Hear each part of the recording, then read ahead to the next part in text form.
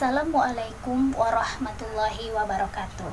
Hai teman-teman, jumpa lagi dengan saya Eva Arnas dengan NIM 2003-20011. Saya dari kelas rancangan usaha agribisnis 7B. Nah, di video sebelumnya saya kan sudah membahas materi tentang perencanaan bisnis nih. Nah, jadi di video kali ini saya akan menjelaskan materi tentang pemilihan ide bisnis. Apa sih ide bisnis atau usaha itu? Nah, ide usaha atau bisnis adalah respon pengusaha untuk memecahkan masalah teridentifikasi atau untuk memenuhi kebutuhan di suatu lingkungan.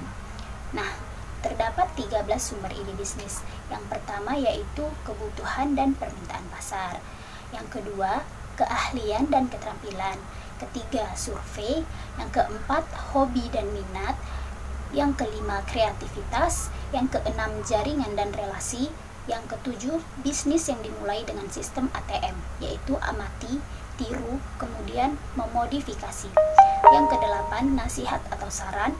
Yang kesembilan, pengalaman dan pekerjaan. Yang kesepuluh, penemuan secara tidak sengaja.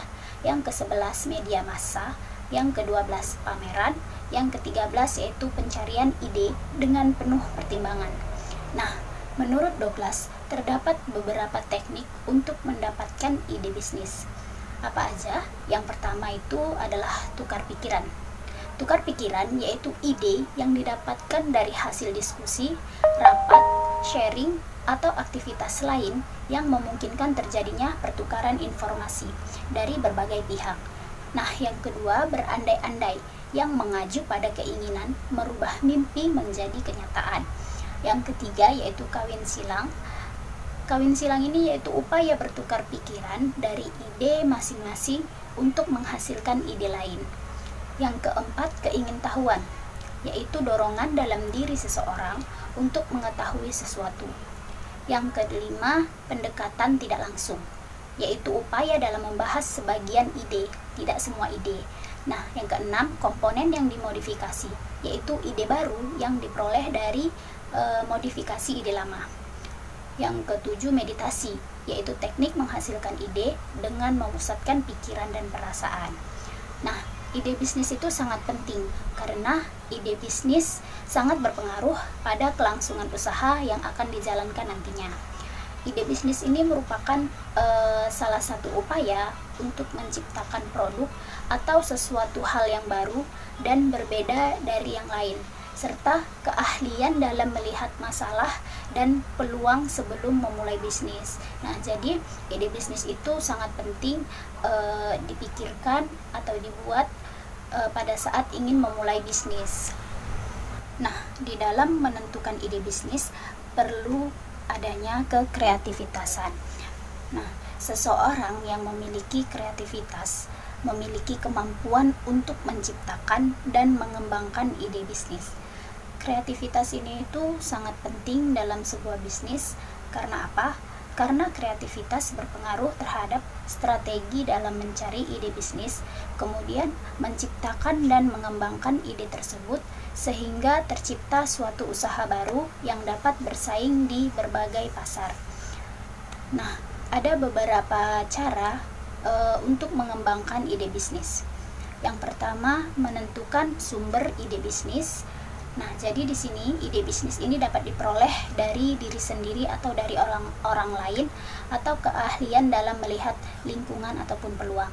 Nah, yang kedua yaitu menentukan ide bisnis yang bagus.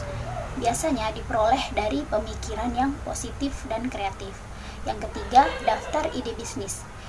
Jadi di sini sebelum memulai bisnis perlu ditulis ide-ide yang ada untuk dijadikan perbandingan antara ide yang satu dengan ide lainnya.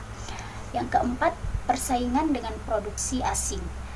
Nah, di sini produk yang akan dijual harus sesuai dengan keinginan pasar, sehingga nanti produk itu dapat memenangkan persaingan. Yang kelima, menentukan pemirsa atau pasar. Kemudian yang terakhir, penelitian dan analisis ide.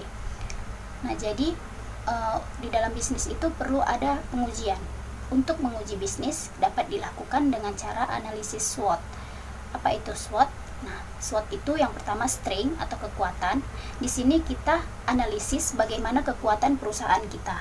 apa keunggulan produk atau perusahaan kita, dan hal-hal lain yang mungkin dapat mengalahkan kompetitor. Yang kedua, weakness atau kelemahan. Nah, jadi di sini kita melihat keterbatasan atau kekurangan yang ada pada perusahaan, seperti keterbatasan sumber daya, keterampilan, dan yang lainnya yang dapat menjadi penghambat perusahaan.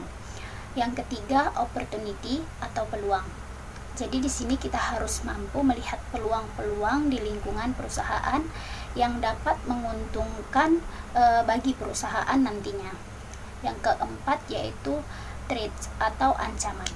Maksudnya ancaman di sini adalah hal-hal yang dapat mengganggu keberlangsungan perusahaan, seperti adanya revisi ataupun peraturan-peraturan baru dari pemerintah, sehingga perusahaan tidak bisa bergerak leluasa.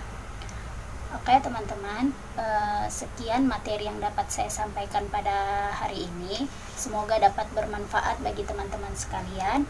Kurang dan lebihnya saya mohon maaf. Wabillahi taufiq wal hidayah. Assalamualaikum warahmatullahi wabarakatuh. Sampai jumpa.